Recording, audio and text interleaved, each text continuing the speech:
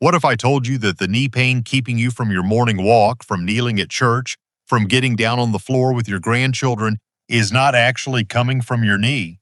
I have spent over 2 decades working with adults just like you, and the single most common thing I hear in my clinic is this: I've tried everything and nothing works. Creams, braces, rest, ice, heating pads, and the pain keeps coming back. Not because those things are useless, but because they are all aimed at the wrong target. Here is what nobody told you. In most adults over 60, chronic knee pain is a symptom of a system that is quietly broken down around the joint, not inside it. And once you understand where that breakdown is actually happening, fixing it becomes something you can begin today at home without a single piece of equipment. Stay with me, because what I am about to show you changed the lives of patients who had already given up on feeling better. You are not one of them.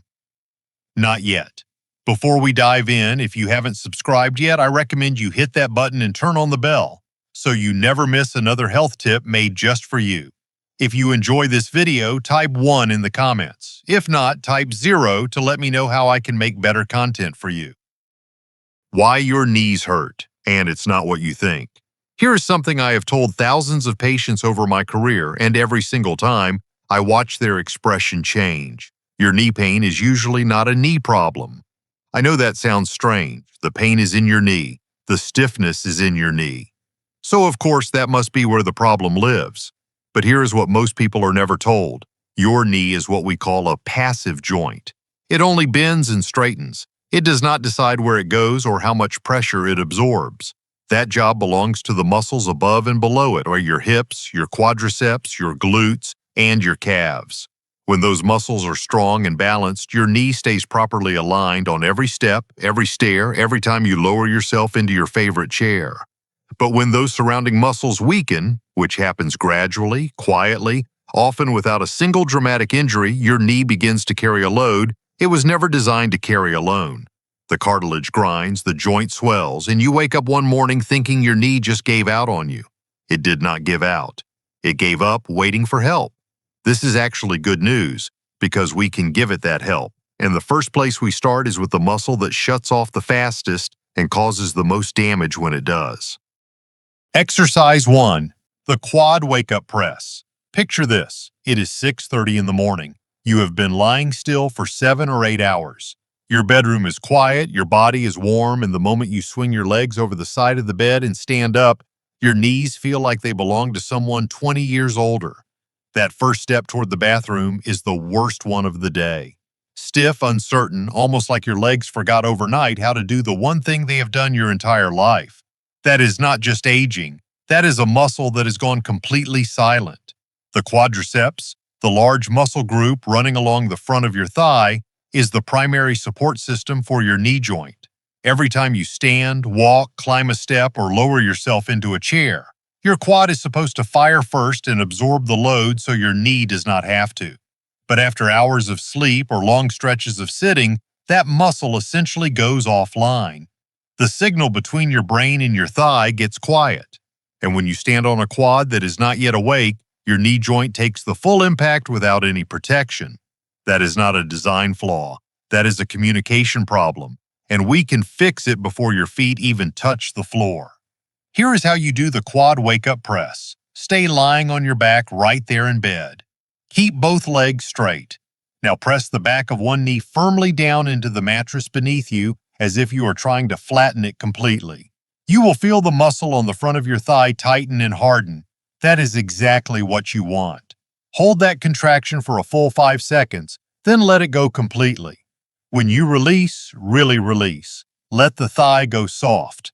That full relaxation matters just as much as the squeeze because it teaches your nervous system to feel the difference between a muscle that is working and one that is at rest. Do 10 repetitions on each leg.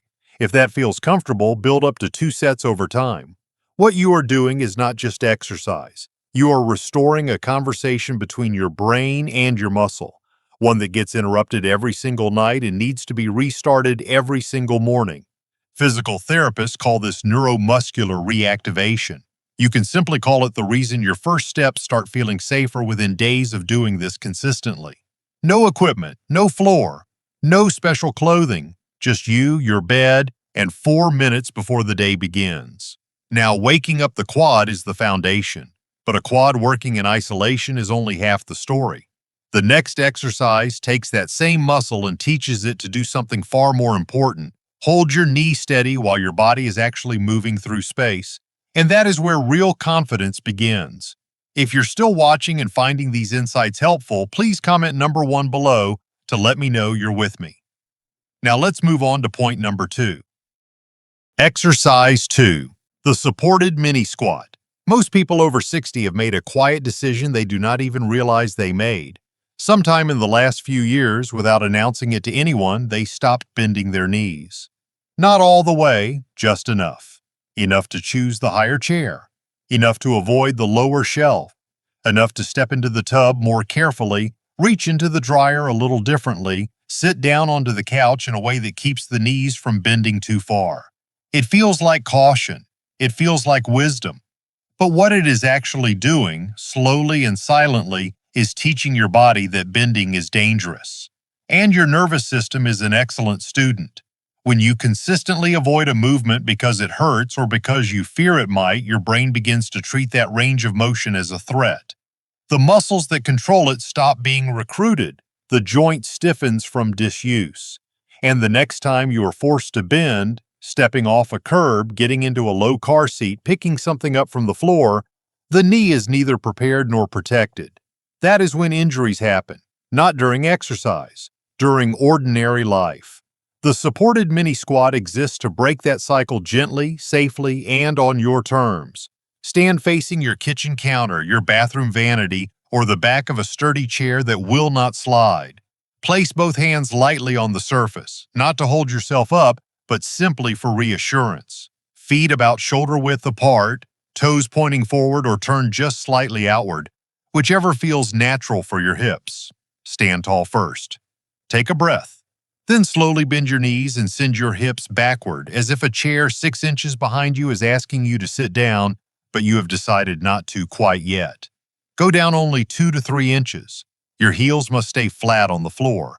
Your knees must track directly over your toes, not collapsing inward, not pushing outward.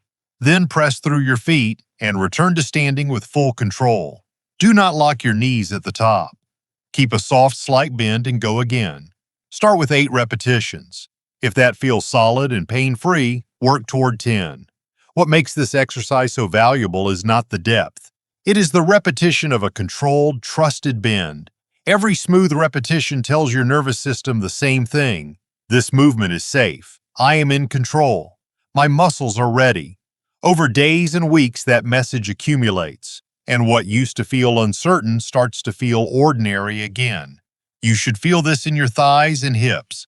A mild burn in the front of the thigh is a good sign. Sharp pain inside the knee is a signal to make the movement smaller, not to push through it. Now that your knees are bending with more confidence, the next challenge is the movement that tests them most in real daily life. The one you do dozens of times every single day without thinking about it. And it is the one that causes more wear on the knee joint than almost anything else when done without proper muscle support. Exercise 3. The chair stand with control. Every single day, without counting, you stand up from a chair somewhere between 30 and 50 times. From the dining table after breakfast, from the couch after the evening news, from the waiting room at your doctor's office, from the pew at church on Sunday morning. It is so automatic, so unremarkable, that most people never give it a second thought.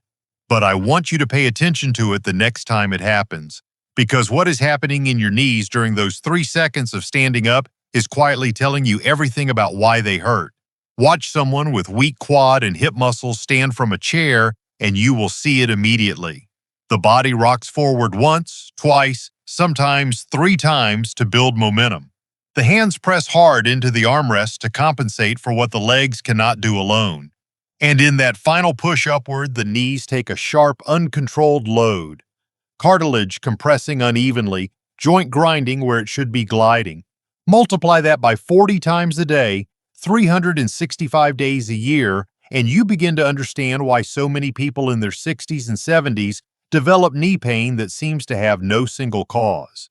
There was no injury, there was no accident. there was just 40 poorly supported sit-to-stands every day for years. Here is how you practice this differently. Sit toward the front half of a firm, sturdy chair. A dining chair works far better than a soft couch for this purpose. Place both feet flat on the floor, slightly behind your knees, about hip-width apart. Now lean your chest forward so your nose moves toward your toes. This small forward lean is not a mistake. It is the mechanics that shifts your body weight over your feet and allows your legs to do the work instead of forcing your knees to strain against the movement. From there, press through your heels, squeeze your thighs and glutes, and rise slowly and deliberately to standing. Pause fully upright for 1 second. Then, and this is the part most people skip entirely, lower yourself back down with complete control. Count 3 seconds on the way down. Do not drop. Do not let gravity decide the landing. Your muscles should be working harder on the way down than on the way up. Start with 5 repetitions if your knees are sensitive. Build toward 10 as strength improves. If you need to use the armrests, use them, but try each week to rely on them a little less. Let your legs earn back their role. The controlled lowering you just practiced has a name in physical therapy: eccentric loading, and it is one of the most powerful tools we have for rebuilding knee strength in older adults. The muscle works longest and hardest when it is slowing movement down. That is where real durability is built. Now, standing and sitting train your knees to handle vertical load. But there is an entirely different kind of stress your knees face every day, the kind that comes from the side. And the muscle responsible for protecting your knee from that lateral force is one almost no one thinks to train until something goes wrong. If you're still watching and finding these insights valuable, please comment number 1 below to let me know you're here. Now let's keep going with point number 4. Exercise 4. The hip bridge. There is a muscle most people completely ignore when they think about knee pain, and it is not in the knee at all. It is behind you, your glutes, the largest, most powerful muscle group in the entire human body, sitting right there at the back of your hips, designed by nature to absorb shock, stabilize the pelvis, and protect every joint below it on every single step you take. Strong glutes mean your knees stay aligned, your hips stay level, and your lower back stays supported. Weak glutes mean all of that responsibility quietly transfers downward, straight into your knee joint, where it was never meant to land. Here's the part that concerns me most as a physical therapist. After years of sitting, in recliners, in car seats, in office chairs, in front of televisions, the glutes in most adults over 60 have essentially forgotten how to fire on command. The muscle is there, the size is there, or close to it. But the neural connection, the signal your brain sends to tell that muscle to contract and do its job, has grown faint from decades of underuse. We call this gluteal amnesia, and it is far more common than most people realize. The hip bridge is the most direct, most effective way to wake that connection back up. And you can do it lying down on your bed before the day has even started. Lie on your back with your knees bent and both feet flat on the surface, about hip width apart. Before you lift anything, squeeze your glutes first. This sequencing matters enormously. Most people go straight to lifting their hips and end up using their lower back instead of their glutes, which reinforces the very compensation pattern we are trying to undo. Squeeze first, feel the contraction behind your hips, then press through your heels and lift your hips upward until your body forms a straight line from your shoulders to your knees. Hold that position for a full 3 seconds.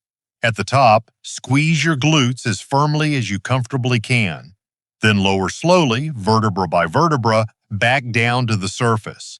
That slow, segmented descent protects your spine and forces the glutes to stay engaged all the way down rather than simply dropping. Begin with 10 repetitions. If 10 feels manageable and your lower back is not complaining, move toward 2 sets. When 2 sets become easy over the course of a week or 2, try the single leg version. Extend one leg straight out while the other does all the work. It requires significantly more control and muscle recruitment, but it more closely mirrors what your body actually does during walking, where you are always balancing on one leg at a time. You should feel this entirely in the back of your hips and the back of your thighs. If you feel it primarily in your lower back, your glutes are not firing correctly. Lower the height of the bridge, reset the squeeze, and try again with less range. Your glutes now remember what they are supposed to do. But there is still one side of your knee that remains unprotected, and it is the side that controls everything when you walk through a crowded room, step around furniture, or navigate a grocery store aisle. The muscle responsible for that protection is next. Exercise 5. The Sidestep Knee Guardian. Nobody warned you about this one. You can have strong quads, active glutes, and reasonable flexibility and still have knee pain that will not quit, because the muscle on the outside of your hip is not doing its job. That muscle is called the hip abductor, and its entire purpose is to keep your knee tracking straight every time your foot hits the ground. When it weakens, your knee drifts inward with every step, almost invisibly, in a motion so small you would never notice it in a mirror. But your cartilage notices, your joint lining notices. And after months or years of that repeated inward drift, the inside of your knee begins to ache in a way that feels constant, dull, and impossible to trace back to any single cause. This is that cause. Stand beside your kitchen counter or a sturdy chair with one or both hands resting lightly on the surface for balance. Feet hip-width apart, toes pointing directly forward. This detail matters more than people realize because the moment your toes rotate outward, the exercise shifts away from the hip abductor entirely and loses most of its value. Stand tall, keep your shoulders relaxed, and slowly step one foot directly out to the side, about 12 inches. Place it down gently, then bring it back with equal control. That return step is not a rest, it is half the exercise. Alternate sides, 10 steps each, and focus on feeling the contraction on the outer edge of your hip and glute rather than in your knee or lower back. The movement looks almost too simple to matter, but this is the exercise that closes the gap between a knee that feels unstable on uneven ground and one that feels solid and dependable no matter where you are walking. You now have all 5 exercises, but knowing them and using them are two completely different things. What comes next is the part that actually determines whether your knees get better, because the right exercises done in the wrong way or at the wrong time can work against you just as easily as they work for you. Bonus: the 3-minute morning joint protocol. Before you stand up tomorrow morning, I want to share something about your knee that most doctors never take the time to explain. And once you understand it, you will never skip this protocol again. Your knee cartilage has no blood supply, not reduced, not limited, none at all. Unlike your muscles, which have arteries and veins delivering oxygen and nutrients around the clock, your cartilage depends entirely on synovial fluid, the natural lubricant inside your joint, for every nutrient it receives. And that fluid only moves when your joint moves. After 7 or 8 hours of lying completely still, that fluid thickens and settles like honey left in a cold cabinet overnight. Your cartilage has been sitting in reduced nutrition since the moment you fell asleep. Those slow, painful, creaking first steps every morning are not simply a sign of aging. They are your joint telling you clearly and urgently that it needs movement before it needs weight. This 3-minute protocol gives it exactly that. Still lying on your back, before you sit up or reach for your phone, slowly slide one heel toward your hip along the mattress. Bend the knee only as far as feels comfortable. No forcing, no pushing through resistance. Then slide it back out to straight. 10 repetitions on each side. You are not stretching, you are not exercising in any demanding sense. You are simply pumping synovial fluid back into every surface of the joint, warming it from thick and sluggish to smooth and slippery, feeding your cartilage before you ask it to carry your full body weight. This alone takes about 90 seconds and requires nothing beyond the bed you are already lying in.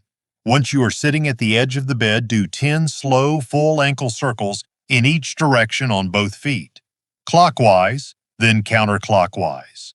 This activates circulation through the entire lower leg, wakes up the joint chain below the knee, and prepares the architecture of your lower body before it meets the floor. Another 60 seconds. Finally, drink 1 full glass of room temperature water before anything else.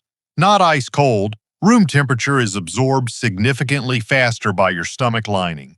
Your synovial fluid is partially water-based, and after 8 hours without hydration, it needs replenishing before your joints can perform at their best. 30 seconds. 3 minutes total. No equipment, no gym, no special preparation. Just the 3 most important things your knees have needed every single morning and never received. What to do. Step by step, your weekly plan.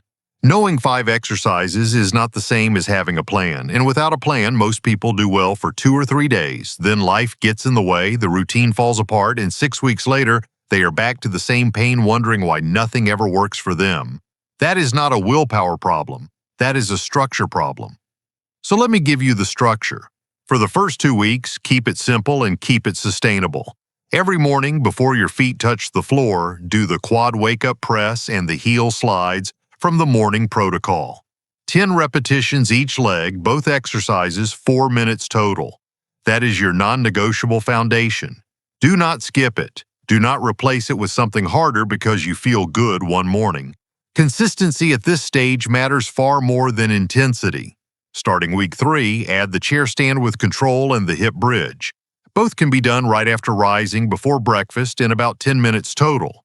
Your body will already be warmer, your muscles more responsive, and the exercises will feel more natural than they would have 2 weeks earlier. By week 5, you are ready for the full sequence.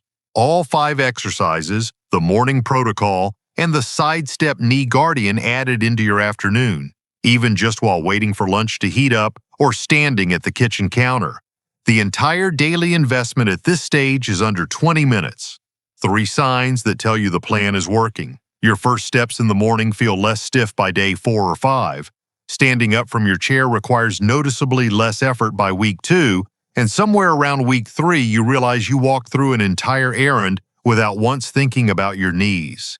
Write those 7 days on your calendar, not as a goal, as an appointment with yourself that you intend to keep. Your knees supported you for 60, 70, 80 years without complaint. Now it is your turn to support them back. If you enjoyed this video, please leave a comment with 1. If not, feel free to comment with 0. Your feedback means a lot to us. Don't forget to like, share, and subscribe to our YouTube channel for more content like this. Thank you for watching, and here's to living life on your own terms.